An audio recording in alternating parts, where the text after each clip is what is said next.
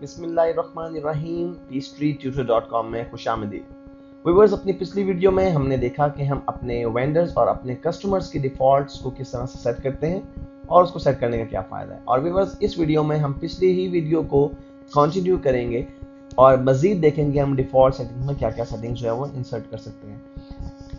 Viewers, default setting को देखने के लिए आप मेंटेन के मेन्यू में से डिफ़ॉल्ट इन्फॉर्मेशन के ऑप्शन को सिलेक्ट करेंगे और आपके पास जो सब मेन्यू आएगा इसमें से व्यूअर्स कस्टमर्स और वेंडर्स के डिफ़ॉल्ट्स को तो हम डिस्कस कर चुके हैं।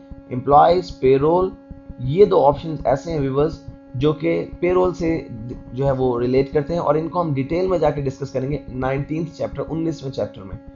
तो व्यूअर्स, नेक्स्ट जो हमारे पास दो मोस्ट इंपॉर्टेंट जो ऑप्शन हैं वो इन्वेंटरी आइटम्स और जनरल लेजर्स हैं। स्टेटमेंट और इनवॉइसेस का जो ऑप्शन है व्यूअर्स, ये बेसिकली आपके फाइनेंशियल स्टेटमेंट से रिलेट करता है और इसको हम फर्दर आगे जाके एक चैप्टर में डिस्कस करेंगे, लेकिन इस वक्त हमें इन्वेंटरी आइटम्स और जनरल लेजर को डिस्कस करना है। तो पहले हम व्यूअर्स इन्वेंटरी आइटम्स को देख लेते हैं। इन्वेंटरी आइटम्स में व्यूअर्स आपके पास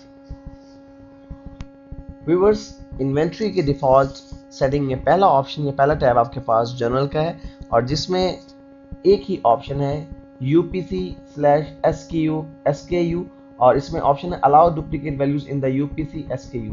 व्यूअर्स, पहले हम ये देख लें कि UPC और SKU से क्या मुराद है। इन्वेंट्री को मेंटेन करते हुए व्यूअर्स ये दो नंबर हैं जिनकी मदद से इन्वेंट्री को टोटली ट्रैक किया जाता है। UPC stand for universal product code और SKU stand for stock keeping unit. तो व्यूअर्स, अगर आप चाहते हैं कि आप अपने प्रोडक्ट्स के UPC और SKU डुप्लीकेट भी एक्सेप्ट करें तो इस बॉक्स को आप चेक कर सकते हैं। नेक्स्ट व्यूअर्स, जो आपके पास टैब है वो ऑर्डरिंग से रिलेटेड करता है। इसमें पहला ऑप्शन है include purchase orders when calculating quantity available और इसमें व्यूअर्स ये चेक बॉक्स बना हुआ है। अगर आप इसे चेक कर देंगे तो क्या होगा, बेसिकली जब आप किसी वेंडर से मर्चेंडाइज परचेज करते हैं तो परचेज करने की दो शराइत हो सकती हैं, FOB डेस्टिनेशन और FOB शिपिंग। FOB डेस्टिनेशन का मतलब व्यूअर्स ये है कि चीज़ें आपकी मिल्कियत उस वक्त तस्वुर होंगी जब वो आपके गोदाम में पहुंच जाएंगी, और FOB शिपिंग का मतलब ये है व्यूअर्स कि आपकी चीज़ें उसी वक्त आपकी हो गई जब आपने मुआहदा कर लिया और पेमेंट कर दी और चीज़ें सेलर ने जो है आपको भेज दी हैं, लेकिन अभी वो ट्रांजिट में आप तक पहुंची नहीं, लेकिन वो आपकी मिल्कियत है। अगर आप चाहते हैं कि वो चीज़ें जो आपने परचेज कर ली हैं लेकिन आपके गोदाम में अभी नहीं पहुंची, आप उसे अपनी अवेलेबल क्वांटिटी में काउंट करते हुए उन्हें काउंट करना चाहते हैं तो इस बॉक्स को चेक कर दीजिए। लेकिन अगर आप चाहते हैं कि आप अपनी अवेलेबल क्वांटिटी में सिर्फ वही यूनिट्स परचेज जो यूनिट्स जो है वो कंसीडर करें जो आपके पास ऑन हैंड है, तो इस बॉक्स को अनचेक रहने दें। और व्यूअर्स, आपके पास जो यहाँ पे तीन ऑप्शंस और हैं, sales invoice, receipt, out of stock, warning message. अगर आपका तीन ऑप्शन व्यूअर्स आपके पास हैं, अगर आप किसी चीज़ को सेल करते वक्त उसकी इन्वेंट्री आइटम जो है वो कम है और आप उसकी सेल्स की इनवॉइस ज़्यादा रिकॉर्ड कर रहे हैं तो क्या आपको वार्न किया जाए या ना किया जाए। पहला ऑप्शन है डू नॉट वार्न मी, यानी आपको वार्न ही ना किया जाए। दूसरा ऑप्शन है warn if inventory item is out of stock based on quantity on hand, यानी आपको वार्न करे और स्टॉक को वो स्टॉक कंसीडर करे जो आपके गोडाउन में एक्चुअली रखा हुआ है, उसकी बेस पर वो आपको वार्न करे कि आपके पास इतना स्टॉक है या नहीं कि आप इस इनवॉइस में इतने मर्चेंडाइज या इतने यूनिट सेल कर सकते हैं। और तीसरा ऑप्शन है warn if inventory item is out of stock based on quantity available. Quantity available viewers और क्वांटिटी ऑन हैंड में फर्क हो सकता है। कैसे? क्वांटिटी ऑन हैंड का मतलब वो क्वांटिटी जो एक्चुअली आपके गोदाम में रखी हुई है और क्वांटिटी अवेलेबल का मतलब वो क्वांटिटी जो आपके गोदाम में रखी हुई है प्लस वो क्वांटिटी जो आपने परचेज की है लेकिन अभी ट्रांजिट में है, आप तक पहुंची नहीं है। तो व्यूअर्स, आप अप्रोप्रिएटली इसमें से जो ऑप्शन सेलेक्ट करना चाहें वो कर सकते हैं। इसी तरह viewers, sales order out of stock warning है, उसमें भी वही तीनों ऑप्शंस आपके पास हैं। Auto creation of purchase order, अगर आप चाहते हैं कि कोई भी इन्वेंट्री जो है वो जैसे ही एक मिनिमम स्टॉक लेवल से बिलो आए तो ऑटोमेटिकली जो है परचेज ऑर्डर जो है वो क्रिएट हो जाए, तो आप इन बॉक्सेस को चेक कर सकते हैं। लेकिन अगर आप चाहते हैं कि आप मैनुअली तौर पर परचेज ऑर्डर जो है प्लेस करें तो आप इस ऑप्शन को अनचेक रहने दीजिए। तीसरा टैब व्यूअर्स जिसमें आपके पास GL अकाउंट्स का है और इसमें व्यूअर्स बेसिकली आपके पास आइटम्स की काफ़ी सारी क्लासेस मौजूद हैं। इसमें जो मेन आपकी जो क्लासेस हैं वो दो हैं, स्टॉक आइटम और master stock item. Viewers, stock item और मास्टर स्टॉक आइटम में फ़र्क है।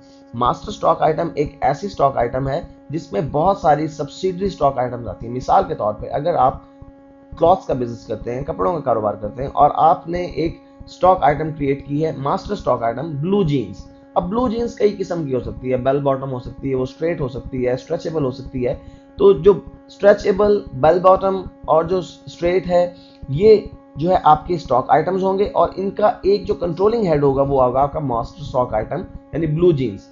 तो आप अपने इन्वेंट्री की जो है वो बाइफर्गेशन पहले डिसाइड कर लें कि आपको इन्वेंट्री किस तरह से मेंटेन करनी है, आपको कितने कंट्रोल अकाउंट्स चाहिए, उनके कितने सब्सिडरी अकाउंट्स होंगे। उसके बाद व्यूअर्स आप यहाँ पे कुछ इन्फॉर्मेशन पुट कर सकते हैं। मसलन यहाँ पे पहला जो अकाउंट जो मुझे डिसाइड करना है वो जीएल सेल्स अकाउंट है। जाहिर सी बात है जब आप इन्वेंट्री को सेल करेंगे डेफिनेटली आपका सेल्स अकाउंट इफेक्ट होगा। तो आप यहाँ से मैग्नीफायर से अपने सेल्स अकाउंट को सिलेक्ट कर लें, क्योंकि इसको अकाउंट को आपको लिंक करना पड़ता है जब आप इन्वेंट्री का कोई भी इन्वेंट्री आइटम ऐड करते हैं। जीएल इन्वेंट्री, आपने इन्वेंट्री का अकाउंट मैं ऑलरेडी क्रिएट कर चुका हूँ व्यूअर्स, और मेरे पास चार्ट ऑफ अकाउंट में अपना इन्वेंट्री का अकाउंट मौजूद है। तो मैं अपने चार्ट ऑफ अकाउंट से इन्वेंट्री अकाउंट को सिलेक्ट कर लूंगा। और अगर मेरे पास चार्ट ऑफ अकाउंट में अपना इन्वेंट्री आइटम अकाउंट मौजूद नहीं है तो मैं अपना इन्वेंट्री अकाउंट इसी वक्त क्रिएट कर सकता हूँ न्यू के बटन पर क्लिक करके। और यहाँ पे व्यूअर्स इन्वेंट्री जो कि मेरा एसेट है और एसेट के जो अकाउंट्स हैं वो 1000 की कैटेगरी में जो है वो इंक्लूड करते हैं, इसलिए मैं 1003 का अकाउंट आईडी से एलोकेट करता हूँ, क्योंकि 1002 तक अकाउंट आईडीज में ऑलरेडी एलोकेट कर चुका हूँ। और इसे डिस्क्रिप्शन में मैं इसका नाम लिखता हूँ व्यूअर्स इन्वेंटरी, और अकाउंट टाइप में इन्वेंट्री की अलहदा से टाइप मौजूद है जिसे मैं सेलेक्ट कर लेता हूँ, लास्ट में हमारे पास मौजूद है, और इसे व्यूअर्स में सेव कर देता हूँ और क्लोज कर देता हूँ। अब हमारे व्यूअर्स इन्वेंट्री अकाउंट जो है वो यहाँ से लिंक हो चुका है। व्यूअर्स यहाँ पे तीसरी चीज जो है वो है GL sales cost of sales account.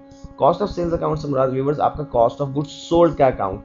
जो चीजें आप बेचते हैं डेफिनेटली आपको उनको कुछ कीमतें खरीद भी पे करना पड़ती है। तो आपका जो कॉस्ट ऑफ गुड्स सोल्ड का अकाउंट है वो आपके चार्ट ऑफ अकाउंट में अगर मौजूद नहीं है तो हम अपने चार्ट ऑफ अकाउंट में एक कॉस्ट ऑफ गुड्स सोल्ड का अकाउंट यहीं से ऐड करेंगे। मैग्नीफायर के बटन पर क्लिक करते हैं और हम देखते हैं कि हमारे पास कॉस्ट ऑफ गुड्स सोल्ड का अकाउंट मौजूद नहीं है, तो सिंपली हम न्यू अकाउंट के बटन पर क्लिक कर देते हैं। अब व्यूअर्स पहली चीज हमें जो एंटर करनी है वो अपना अकाउंट आईडी है, और हम जानते हैं कि हमारे कॉस्ट ऑफ गुड्स सोल्ड के अकाउंट आईडी 5000 से लेकर 5999 की कैटेगरी के दरमियान है। तो मैं इसका अकाउंट आईडी 5001 और इसके डिस्क्रिप्शन में कॉस्ट ऑफ गुड्स सोल्ड का नाम लिखता हूं। और व्यूअर्स अकाउंट टाइप में आपका कॉस्ट ऑफ गुड्स सोल्ड या कॉस्ट ऑफ सेल्स के नाम से पहले से कैटेगरी मौजूद है, और मैं इसे सेव कर देता हूं और यहाँ से व्यूअर्स क्लोज कर देता हूं। लास्ट ऑप्शन व्यूअर्स आपके पास कॉस्टिंग का है, और कॉस्टिंग के लिए आपके पास फाइफो, लाइफो और एवरेज तीन ऑप्शंस मौजूद हैं कि आप फाइफो, लाइफो और एवरेज में से कोई भी costing method inventory costing method जो है वो जो है यहाँ पे सिलेक्ट कर सकते हैं। लेकिन फाइफो जो है मोस्ट वाइडली यूज होने वाला आपका ऑप्शन है इन्वेंट्री के हिसाब से। और जीएल फ्रेट अकाउंट व्यूअर्स, जब आप मर्चेंडाइज को सेल करते हैं तो समटाइम आपको वो मर्चेंडाइज कस्टमर के घर तक पहुंचाना पड़ते हैं और उसके लिए आपको कुछ फ्रेट आउटवर्ड जो है पे करना पड़ता है जो आपके लिए एक्सपेंस है। तो बेसिकली हमें यहाँ पे वो अकाउंट लिंक करना है जो कि हम फ्रेट चार्जेस पे करते वक्त इस्तेमाल करेंगे। हमने अभी तक अपने चार्ट ऑफ अकाउंट में फ्रेट आउटवर्ड के नाम से कोई अकाउंट क्रिएट नहीं किया, तो मैं न्यू के बटन पर क्लिक करके फ्रेट आउटवर्ड के नाम से एक अकाउंट क्रिएट कर देता हूँ। चूंकि ये एक्सपेंस है और एक्सपेंस के जो चार्ट ऑफ अकाउंट है वो 6000 से हमारे पास चल रहे हैं, 6000 से 6999 तक। और व्यूअर्स हम देख रहे हैं कि हमारे पास 6003 तक के अकाउंट आईडी ऑलरेडी एलोकेटेड है, इसलिए मैं 6004 का अकाउंट आईडी देता हूं और डिस्क्रिप्शन में लिखता हूं मैं इसे फ्रेट आउटवर्ड या फ्रेट ऑन सेल्स भी लिख सकते हैं। और कैटेगरीज में से अकाउंट टाइप में से मैं इसको एक्सपेंस जो है वो सिलेक्ट करता हूं और इसे व्यूअर्स सेव कर देता हूं। शायद आप में से कुछ लोगों के जहन में ये सवाल आ रहा हो कि ये कैसे पता चलेगा कि ये फ्रेट ऑन सेल है या फ्रेट ऑन परचेज। तो व्यूअर्स यहाँ पर एक डिस्क्रिप्शन दी हुई है, this GL link is for freight charges in sales और इनवाइसिंग, यानी जब आप चीजें बेचते हैं तो जाहिर सी बात है कि फ्रेट आउटवर्ड ही आपको बर्दाश्त करना पड़ता है। और व्यूअर्स इसके बाद आपके पास टैक्सेस और शिपिंग के कुछ ऑप्शंस हैं जो कि हमारे फिल वक्त कंसर्न में नहीं है। कस्टम फील्ड्स जो कि पहले भी मैं आपको बता चुका हूँ, जब आप इन्वेंट्री आइटम्स ऐड करते हैं तो आप अपनी मर्जी की कुछ फील्ड्स उस वक्त एंटर कर सकते हैं। और व्यूअर्स लास्ट ऑप्शन है प्राइस लेवल्स का, आप अपनी इन्वेंट्री के लिए डिफरेंट प्राइस लेवल सेट कर सकते हैं।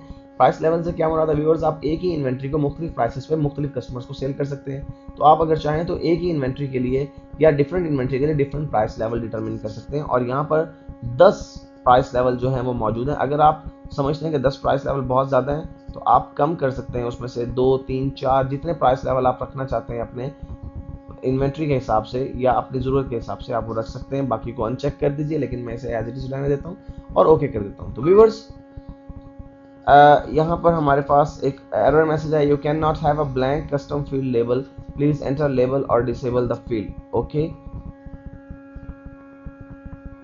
व्यूअर्स, मैंने ओके को प्रेस किया और दोबारा से मैंने चेक किया कि क्या मेरी ये सेटिंग सेव हो चुकी हैं, और हम देख रहे हैं कि ये तमाम सेटिंग्स हमारी इन्वेंट्री के डिफॉल्ट में सेव हो चुकी हैं, इसलिए मैं इसे दोबारा से ओके कर देता हूँ। हमारी ये सेटिंग अपने हमारी इन्वेंट्री के डिफॉल्ट में सेट हो चुकी हैं। और व्यूअर्स, आखिरी चीज़ जो हमें अपनी डिफॉल्ट सेटिंग में सेट करनी है वो है अपना हमें जो हमारा राउंडिंग अकाउंट है। राउंडिंग अकाउंट से क्या मुराद है व्यूअर्स, अगर आप यहाँ पर देखें तो आपके पास जनरल लेजर का एक ऑप्शन मौजूद है डिफॉल्ट इन्फॉर्मेशन में, और यहाँ पर आपके पास एक ही टैब है और वो है राउंडिंग अकाउंट।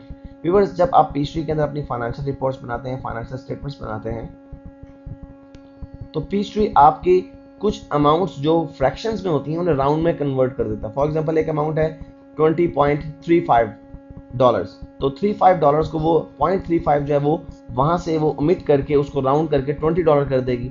या एक अकाउंट है, उसकी अमाउंट थी फॉर एग्जांपल $20.75, तो उसे राउंड करके वो 21 कर देगी। अब चूंकि यहाँ पे एक राउंडिंग डिफरेंस चल पड़ा है, कुछ अमाउंट्स को पॉजिटिव में राउंड किया जा रहा है, कुछ अमाउंट्स को नेगेटिव में राउंड किया जा रहा है, तो डेफिनेटली एक अकाउंट ऐसा होना चाहिए जो इन राउंडिंग डिफरेंस को जो है वो अपने पास रिकॉर्ड रखे उसका।